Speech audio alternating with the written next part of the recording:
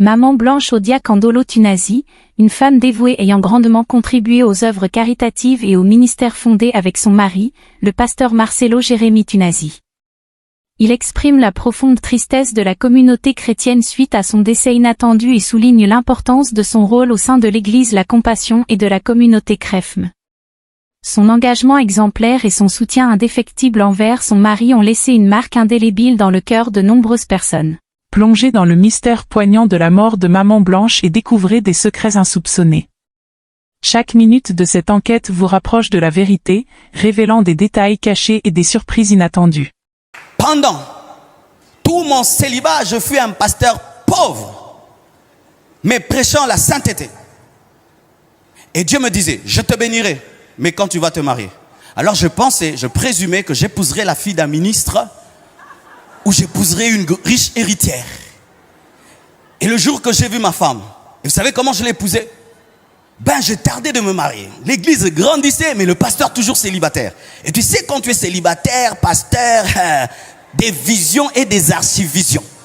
Les sœurs entrent même dans le bureau. Dieu m'a dit, tu vas m'épouser. J'ai dit, oh, ma sœur, Dieu m'a rien dit.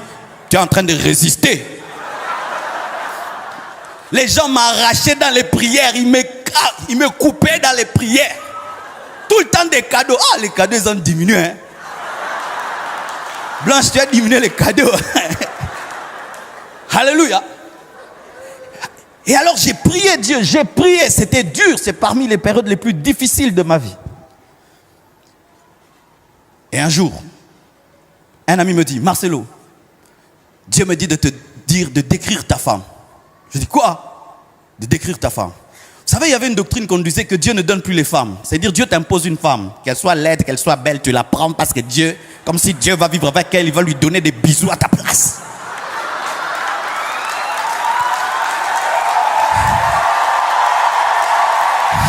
Ne vous mariez jamais par prophétie. Ce n'est pas le prophète qui va vivre avec cette femme. Mariez-vous par amour. Même s'il y a la vision et la prophétie, tu dois l'aimer. Tu dois l'aimer. Vous voyez, quand je la vois là, donc je sens, I feel anointing.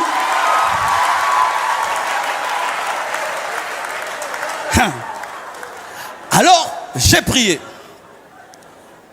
Il me dit, Dieu me dit que tu décrives ta femme. Alors j'ai décrit, j'ai dit ça va. Comme je suis court, il ne faut pas que les enfants soient courts. Que Dieu me donne une femme qui soit grande. Comme ça, les enfants profitent même de sa longueur. Que Dieu me donne une femme comme ça. J'ai décrit. Mais c'était une femme que je n'avais jamais vue. Le lendemain, je vais au bureau en train de recevoir. Pendant que je reçois, en ce temps-là, mon bureau, il était bizarre. Il n'y avait qu'une porte de sortie, pas de fenêtre. Tout le monde était devant. Ah, nous venons de loin, bien-aimés. C'est trop loin.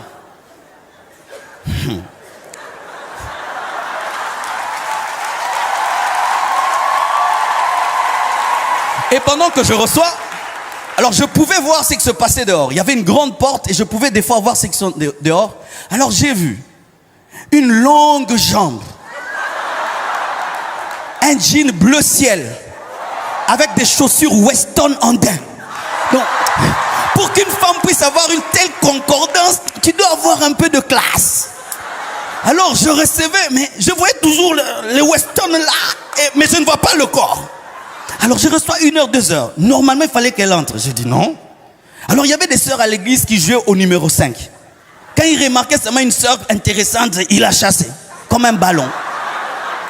Alors j'ai appelé la secrétaire, j'ai pris autorité. J'ai dit ma sœur, des fois il faut prendre autorité. Hein, il faut prendre autorité. Quand tu sens que c'est en train, tu es en train de, tu prends autorité. Qu'est-ce qu'il y a? Alors j'ai dit ma sœur, il y a une sœur là qui est dehors. Pourquoi elle n'entre pas? Oh non, il y a longtemps qu'elle a duré. Vous la faites entrer.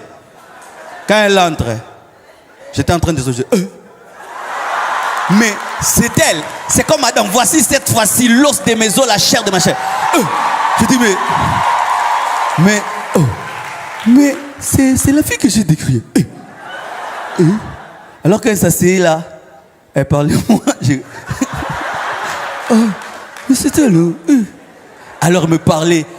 Dieu l'envoie. Elle dit, Dieu m'a dit de venir te voir, afin que je lui donne ma vie. et que je lui donne toute ma vie et que tu m'encadres. Eh, quel encadrement! Quel encadrement! Moi-même, j'ai fait la cure d'âme. Moi-même, délivrance. Moi-même, je l'ai baptisé. Moi-même. Donc, il était vraiment dans privat. Et depuis que je l'ai épousé, voyez vous-même, la prophétie s'est accomplie. Mon frère, tu es fiancé à qui? Tu es fiancé à qui? Toi qui veux te marier, tu es fiancé à qui?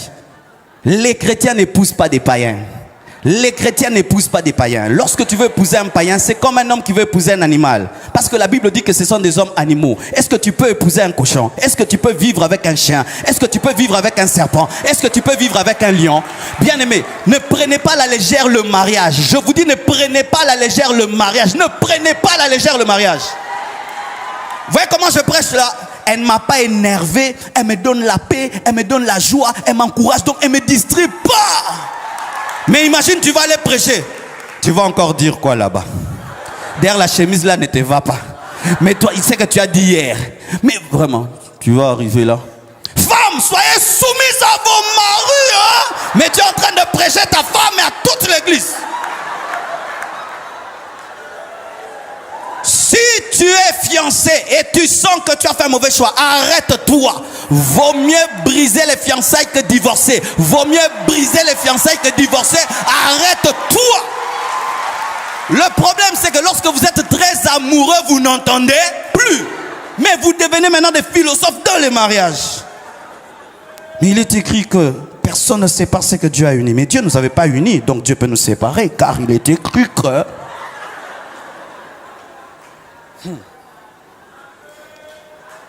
Si tu as trouvé la femme de ta destinée, l'homme de ta destinée, prends-en soin. Le problème des fois c'est quoi? Lorsque tu as une bonne personne, tu ignores sa valeur. Tu ignores sa valeur. Tu penses que ce n'est pas une grâce, c'est une grâce que d'épouser un bon mari. Un mari qui ne te trompe pas. Un mari qui te montre tout son salaire. Un mari, malgré que tu vieillis, il dit que tu es la plus belle. Un mari... bien aimé, maman, tu dois faire des veillées d'adoration seulement. Oh Dieu, merci de m'avoir donné un mari pareil. En ce temps-ci, avec toutes les sœurs kamikazes. Tu as une femme soumise. Tu dis, chaussure, elle amène la chaussure. Chaussette, elle amène la chaussette. Pantalon, elle amène le pantalon. Papa. En ce temps-ci, où les sœurs regardent les Kardashians. Elle dit, mais non, je suis fatigué, mais tu peux pas l'amener toute seule. Mais dis donc, mais là, mais tu m'as épousé pour être un esclave. L'émancipation de la femme, l'égalité, la parité.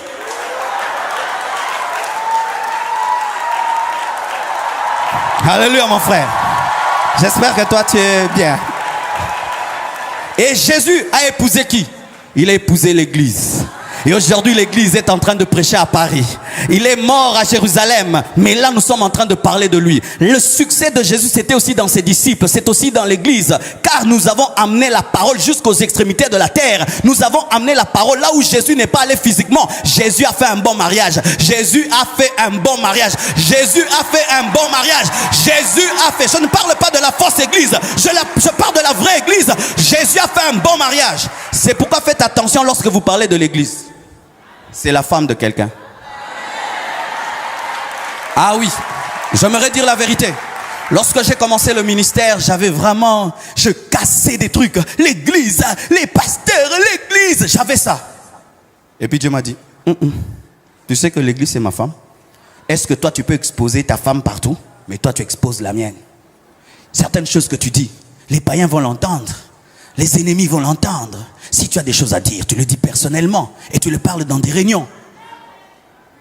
Devant ta majesté, je vis mon vrai bonheur.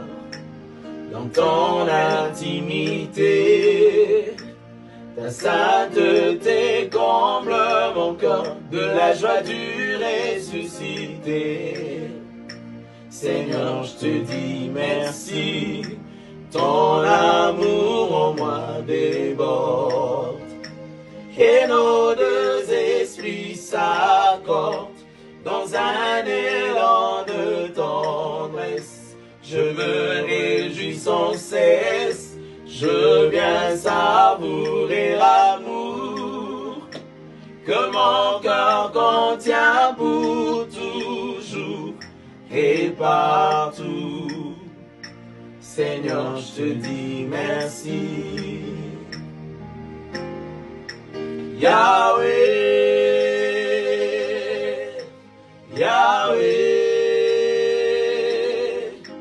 Yahweh Nzambe Zua Kembo. Yahweh, Yahweh, Yahweh Nzambe Zua Kembo. Oh, Yahweh, Yahweh. Plus tard, 12 heures, le programme vous allez sur les réseaux sociaux, vous voyez, le banda au Kutanawa, puis de 16h à quelle heure, internet vous allez vous connaître.